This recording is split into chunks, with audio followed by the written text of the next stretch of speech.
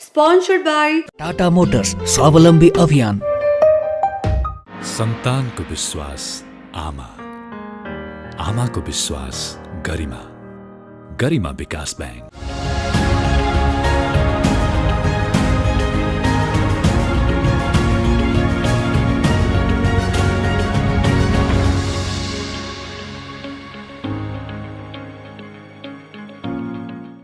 नमस्कार, यो AB news खबरको संकेत हो।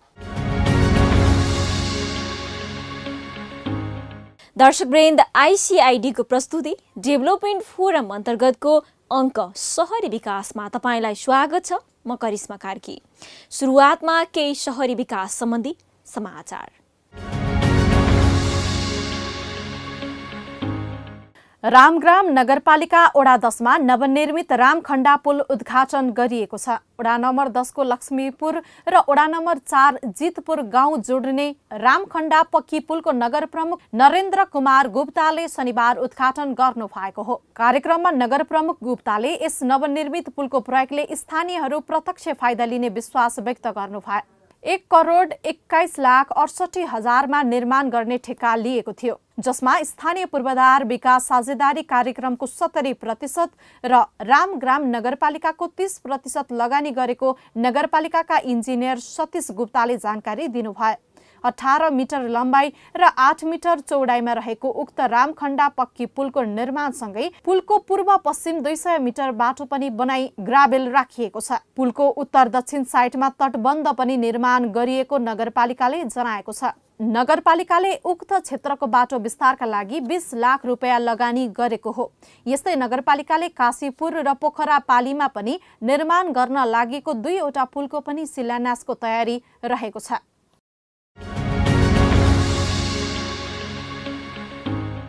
दर्शकवृन्द, समाचारपछि पुनः स्वागत छ।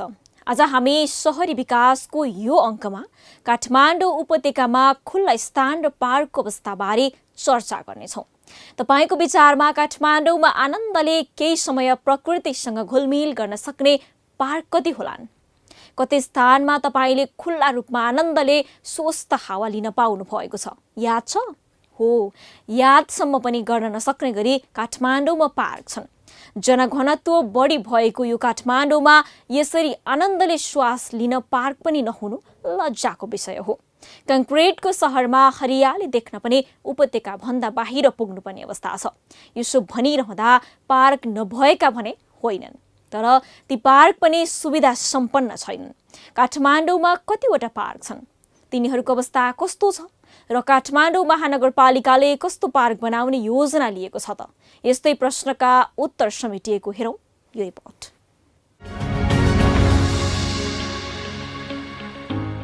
करिब 50 लाख मानिस बसोबास गर्दै आएको काठमाडौँ उपत्यका अधिकांश नेपालीको सपनाको सहर हो। उच्च शिक्षाका लागि होस् वा रोजगारी या त स्वास्थ्य उपचार अथवा घुमघामकै लागि काठमाडौँ उपत्यका सबैको रोजाइमा पर्छ। उपत्यका भित्रिने मानिसहरूको संख्या दिन प्रतिदिन बढ्दो नै छ, तर बढ्दो जनसङ्ख्यासँगै अव्यवस्थित सहरीकरणका कारण उपत्यका खुम्चिँदै गएको छ। स्वच्छ हावामा रम्न र घुम्न पनि अलिक पर डाँडापाखा जानुपर्ने बाध्यता छ। स्वच्छ हावा लिन त काठमाडौँमा सकस नै छ। केही एकान्तपन, प्रकृतिसँग रम्न, त्यसको रसोसाधन गर्नु त बिरलेको कुरा हो, किनकि उपत्यकामा न त कुनै पार्क छ न त व्यवस्थित खुल्ला स्थान। अझ प्राकृतिक विपत्तिका समयमा उपत्यकाभित्र खुल्ला स्थानको अभाव हुँदा भोग्नुपर्ने शास्तिको त कुरै नगरौँ। सर्वसाधारण पनि यही शास्तिसँग जुझ्दै आएका छन्।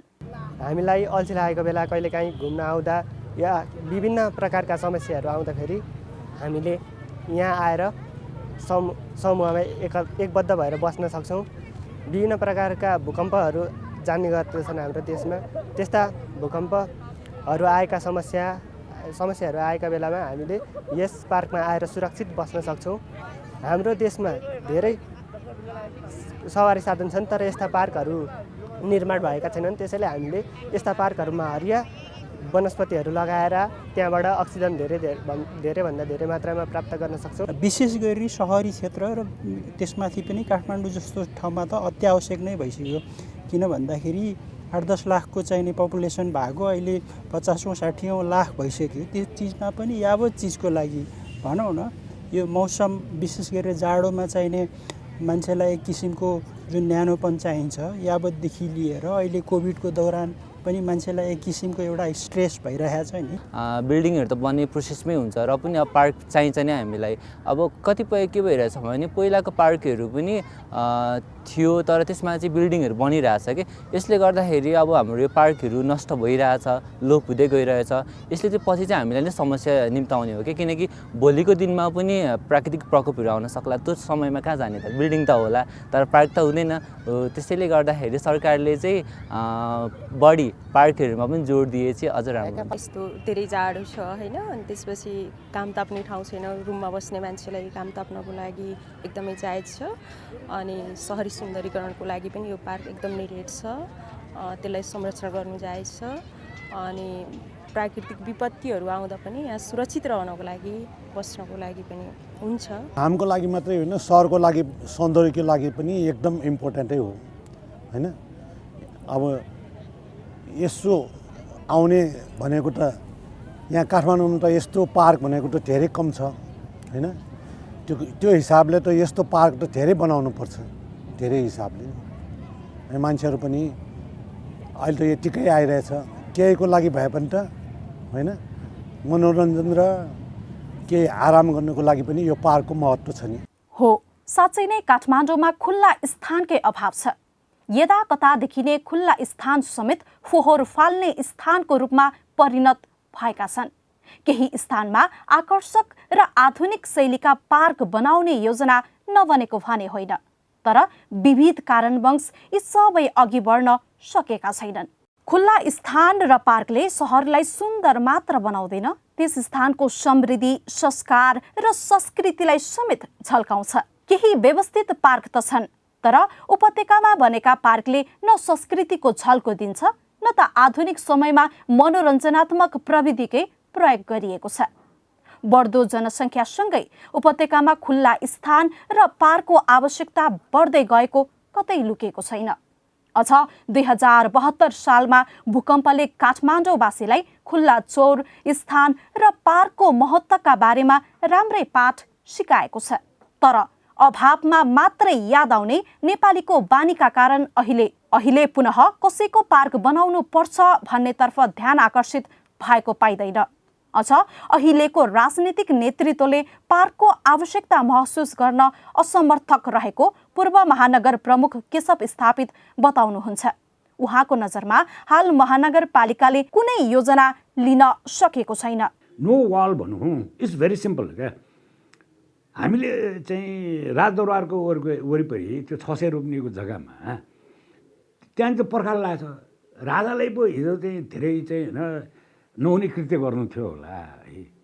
यो गणतन्त्रमा आएपछि त्यो वाल किन आवश्यक छ भनेको के को आवश्यक? त्यो सबै पर्खाल भत्काइयो। त्यहाँनिर मसिनो चाहिँ एउटा ट्युब राखेर 600 रोप्ने जग्गा हेर्न पाएपछि त्यो मान्छेले चाहिँ फिजिकल्ली भित्र जान पाउने गरौँ, आइसक्रिम खाने होइन, गीत सुन्ने ठाउँ बनाऊँ। आम 600 रोप्नेमा त यो काठमाडौँभरि यो भएर जान सकिने भयो नि। उसो त हरेक वर्ष सरकारले ल्याउने नीति तथा कार्यक्रममा पनि हर एक ओडामा एक पार्क समेटिएको हुन्छ। तर नीति अनुसार थोरै लगानीमा पनि स्थानीयलाई हिडडुल, व्यायाम र मनोरञ्जनदेखि विपदमा जोखिम न्यूनीकरण गर्न पार्कहरू निर्माणका लागि महानगरपालिकाले काम गरिरहेको छ। उसकै भनाइलाई आधार मान्ने हो भने पनि केही स्थानमा पार्क निर्माण पनि भएका छन्। तर ठूलो लागतमा निर्माण भएका पार्क पनि केही वर्ष बित्न नपाउँदै उस्तै लथालिङ्ग बन्दै गएको दृश्य अधिकांश स्थानमा छ्याप्ती देखिन्छ। काठमाडौँ महानगरपालिकाका अनुसार सरकारले निर्माण गर्न लागेको अधिकांश पार्क स्थानीय तहबाट अपनत्व नहुँदा समस्या भएको बताउँछ।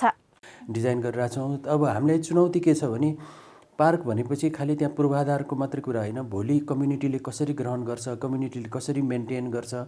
धेरै जसो पार्कहरू के देखिएको छ भन्दाखेरि कम्युनिटीले अपनत्व ग्रहण गर्न नसक्दाखेरि व्यवस्थित हुन नसकेको अवस्थाहरू पनि छ। त्यसलाई पनि हामीले सोचेर सकेसम्म कम्युनिटीलाई नै जिम्मा दिने, उहाँहरूलाई नै मेन्टेन गर्न लगाउने हाम्रो योजना रहेको छ। यस्तै खुल्ला स्थान र पार्क निर्माणका लागि लामो समयदेखि काम गर्दै आएको अर्को सरकारी निकाय हो काठमाडौँ उपत्यका विकास प्राधिकरण। सार्वजनिक स्थानको पहिचान गर्दै व्यवस्थापन गर्ने जिम्मेवारीका बावजुद प्राधिकरणसँग पनि दीर्घकालीन योजनाको अभाव देखिन्छ। हैन, यो गर्नको लागि हामीले अहिले यो हाउस पुलिङ भनेर एउटा अवधारणा अगाडि सारेको हो। भूकम्पपछि मान्छे सक्रिय पनि थिए, एउटा समिति गठन गरेर अधिकार पनि प्रत्यायोजन गऱ्यौँ, तर त्यो समितिले काम अगाडि बढाउन सकेको अवस्था छैन। भोलिको दिनमा अहिले टोकियोमै हेर्न जानुभयो, जापान हेर्नुभयो, कोरिया हेर्नुभयो भने पनि यो हाउस पुलिङले गराएर ठुल्ठुला यो अव्यवस्थित बन्न बनेका घरहरूलाई चाहिँ एकै ठाउँमा व्यवस्थित गरेर बनाएर त्यहाँ पनि खुला ठाउँ क्रिएट गरेर त्यस्तो अगाडि बढेको अवस्था छ। भोलिको दिनमा नेपालमा पनि यो नआउने भन्ने प्रश्नै छैन। जब प्राविधिक स्तरबाट कुरा उठिसकेपछि जनस्तरबाट पनि यसको सपोर्ट भएर त्यो भोलि अरू थप खुला क्षेत्रहरू हामीले चाहिँ बनाउन सक्ने अवस्था आउँछ हाउस पुलिङबाट। आशा गरौँ यो पनि भोलि भविष्यमा चाहिँ सफल हुन सक्छ। काठमाडौँ उपत्यकामा सार्वजनिक स्थानको अभाव भन्दा पनि धेरै स्थानमा अतिक्रमण भएको उपत्यका विकास प्राधिकरण बताउँछ। कडाई गर्नुपर्ने समेत प्राधिकरणको भनाइ छ। हिजोको दिनमा हामीले जमलदेखि त्रिपुरेश्वरसम्मको खुला भाग थियो, सबै थिए, त्यसमै अब अतिक्रमण हुँदै गयो, साँगुरिँदै गयो। अनि हामीले सहर चाहिँ फैलाउनु पर्छ भन्नेमा गएनौँ कि सहर केन्द्रित भएर सहरभित्र भइरहेको ठाउँमा अरू संरचनाहरू हामी थप्दै लैजाने कारणले गर्दाखेरि सिद्धिएको। नत्र भने हिजोको हामी अहिले कमल पोखरी अहिले अस्तित्वमा आयो, हिजोको दिनमा कमल पोखरी अस्तित्व मेटिसकेको थियो।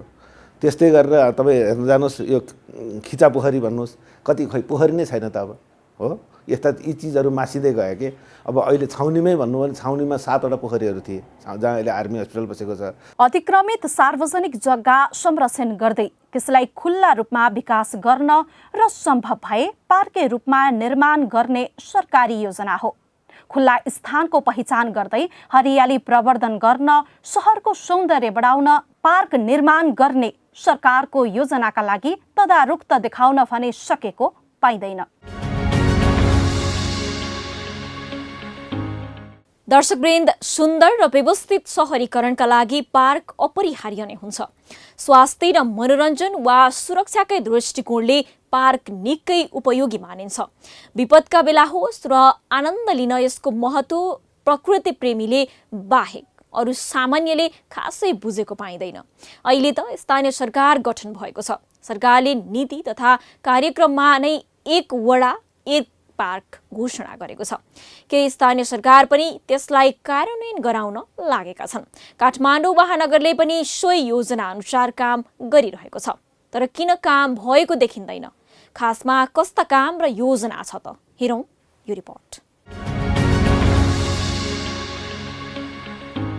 काठमाडौँ महानगरपालिकाकै भनाइलाई आधार मान्ने हो भने काठमाडौँमा व्यवस्थित पार्क बनाउने योजना प्रक्रियागत रूपमा अघि बढेको पाइन्छ। तर त्यसलाई दीर्घकालीन बनाएर अघि बढ्ने भन्ने योजना र त्यसलाई कार्यान्वयन गर्ने कुराको अभाव खड्किएको छ। काठमाडौँ महानगरले आर्थिक वर्ष 2077-78 को बजेटमा आफ्नो क्षेत्रभित्रका सार्वजनिक जग्गाको संरक्षण गरी खुल्ला क्षेत्रमा विकास गर्न 20 लाखदेखि 6 करोडसम्मका 30 भन्दा बढी पार्क निर्माणको योजना अघि सारेको छ।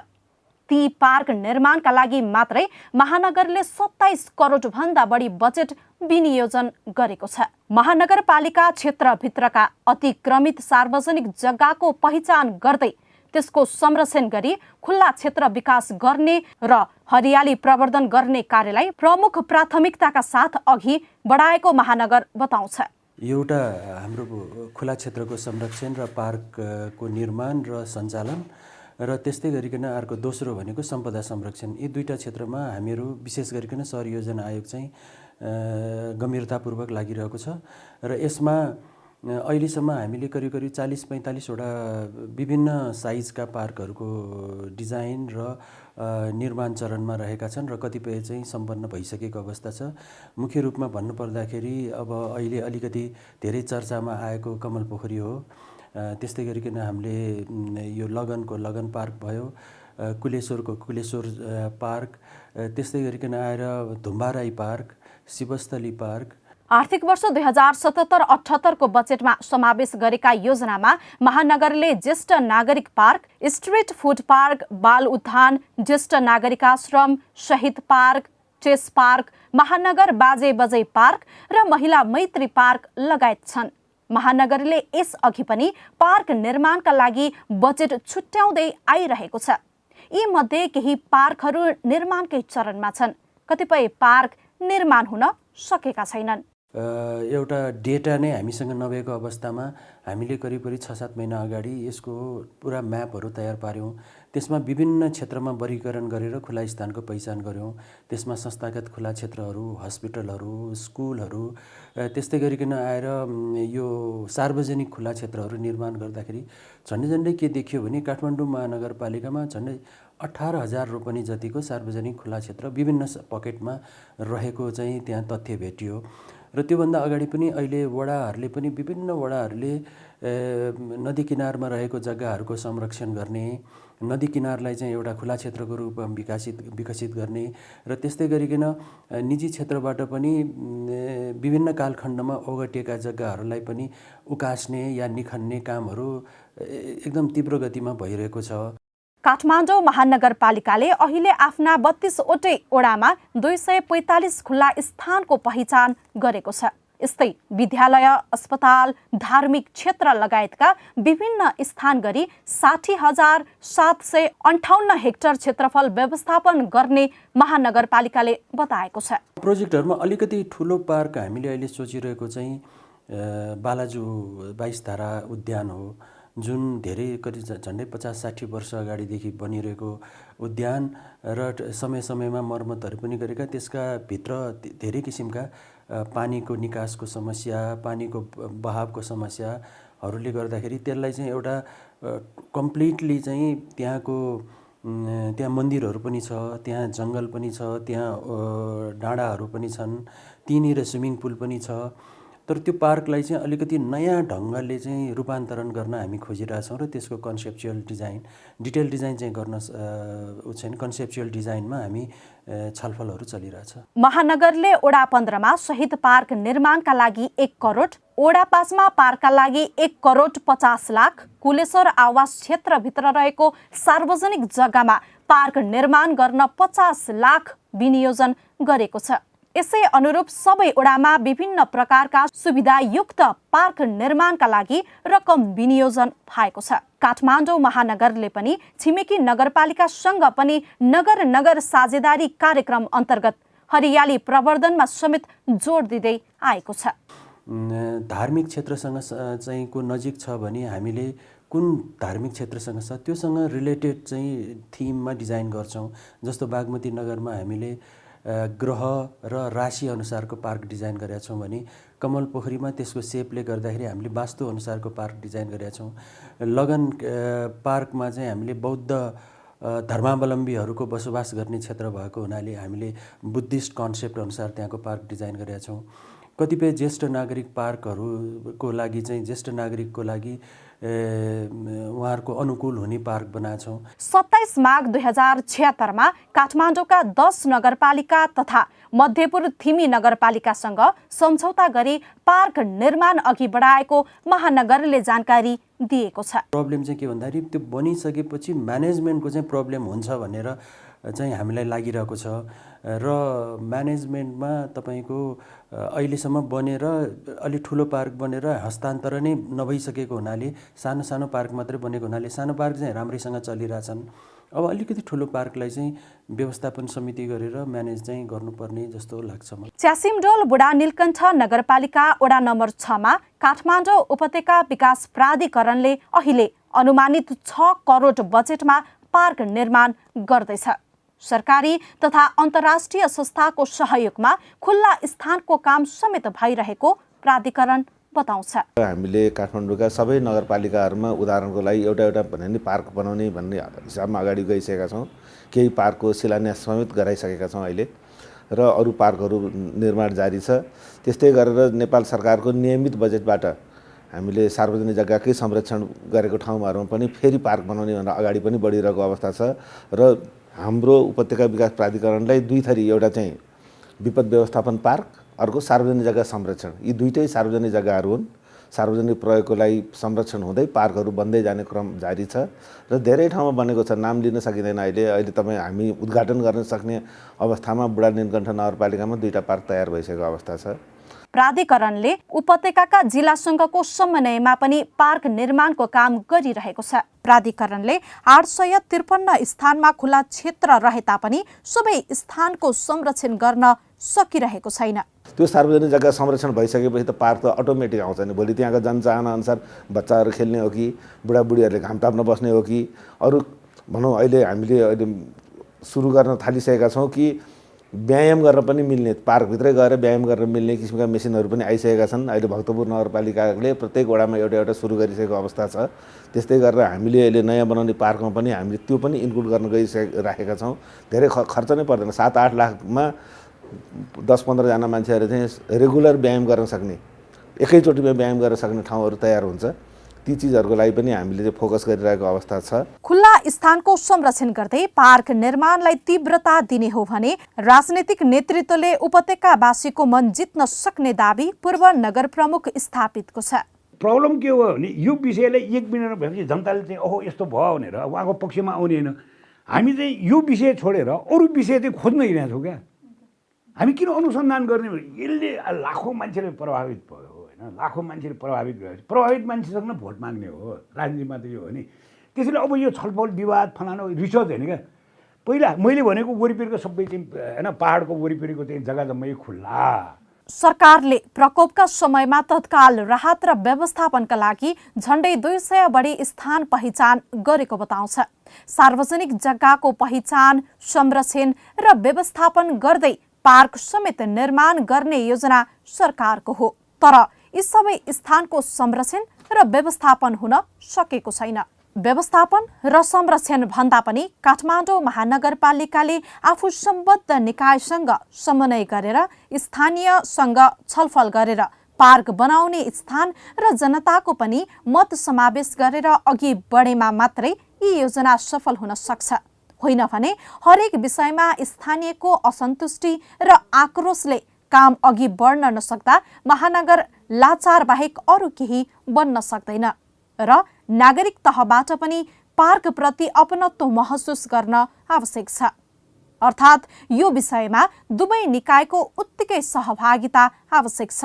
त्यसैले व्यवस्थित र सुन्दर पार्क निर्माण गर्ने हो भने यसतर्फ स्थानीय र महानगरले सोच्नुपर्ने देखिन्छ।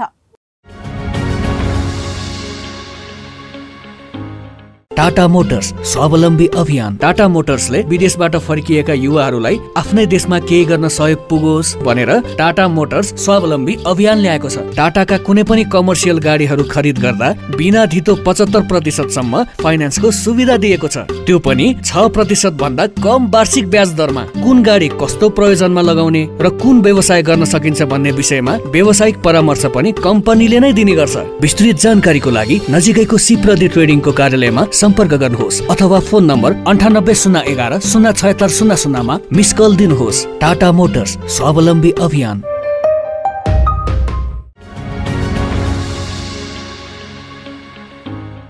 दर्शकवृन्द, 2072 को भूकम्पमा खुल्ला स्थानको अभावले भोग्नु परेको समस्या नदोहोरिएला भन्न सकिन्न। त्यसैले महानगरले आफ्नो योजना अनुसार काम गर्दै प्रतिफल देखाउन आवश्यक छ र स्थानीय नागरिकले पनि आफ्नो टोल छिमेकमा बन्न लागेका पार्कलाई अपनत्व देखाउन सक्नुपर्छ, किनकि कुनै पनि विकास एक्लैको प्रयासमा सम्भव छैन। यसका लागि हातेमालो आवश्यक छ। त्यसमाथि नेपाली त कुनै पनि राम्रो काम गर्दा त्यसमा सहयोग श्रमदान गर्ने स्वभावका छन्। मनकारी व्यक्तिबाट काम लिने प्रयास महानगरले गर्नुपर्छ र जग्गा अतिक्रमण रोक्न पनि कानुनलाई कडाइका साथ पालना गराउनुपर्छ। हवस् त, महानगरको योजना अनुसार काठमाडौँले छिट्टै नयाँ पार्क पाओस्। यति भन्दै आइसिआइडीको प्रस्तुति डेभलपमेन्ट फोरम अन्तर्गतको शहरी विकास आजलाई यति नै। तपाईँ हामीलाई फेसबुकमा facebook/डेभलपमेन्ट फोरम र युट्युबमा डेभलपमेन्ट फोरममा समेत गएर हेर्न सक्नुहुनेछ। नमस्ते।